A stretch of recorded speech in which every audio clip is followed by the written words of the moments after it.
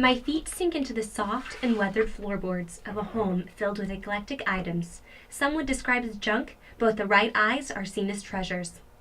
An unusual sculpture and an unfinished pencil drawing on the dining room table all complete the picture. A passionate woman is surrounded by the things that make her the happiest and influence her to lead a life that will leave behind a legacy. When Anna graduated from high school at 17, she took an interest in the arts and was accepted into Kansas University. My parents thought I was too young to be going to KU up there all by myself. They found her a family to live with instead of living on campus. Little did they know, this decision would change her life forever. Albert Bloch, the man of the house, was also one of her favorite college professors. He had lived in Germany for most of his life, painting his views of the Holocaust.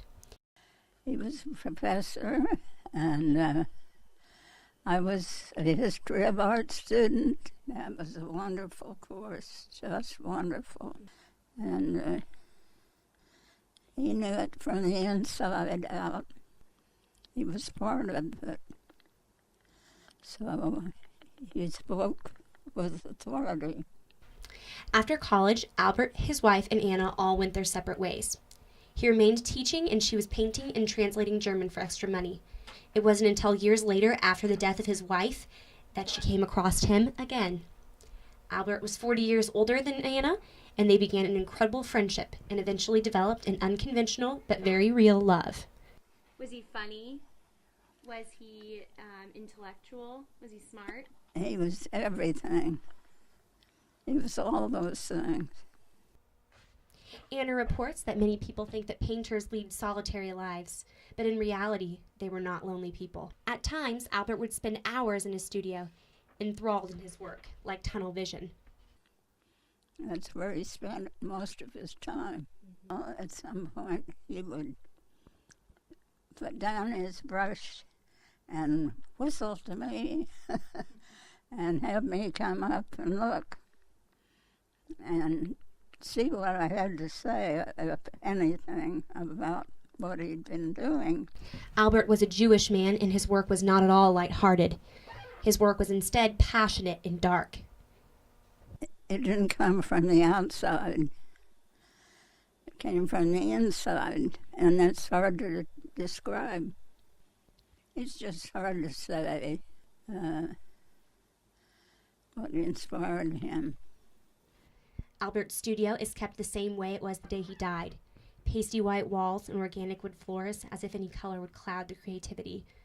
Crusty paintbrushes, blank canvases yellowed by time, provide a flood of memories.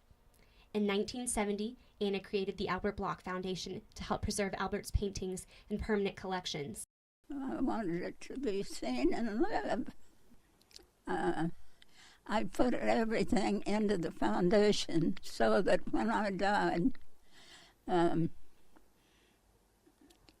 it couldn't be taken over by the IRS or whatever. Well, there's some over in Kansas City at the Nelson, and there's some, of course, at the Spencer, and the Smithsonian. Today, Anna devotes her life to his work. She makes phone calls, is interviewed by companies and students to help publish research materials. You're very happy. Oh, yes. I've had a wonderful life. Not everyone can say that.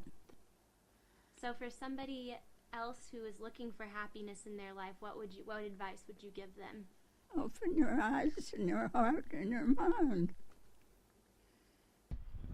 At 100 years old, some would say that she is still going strong.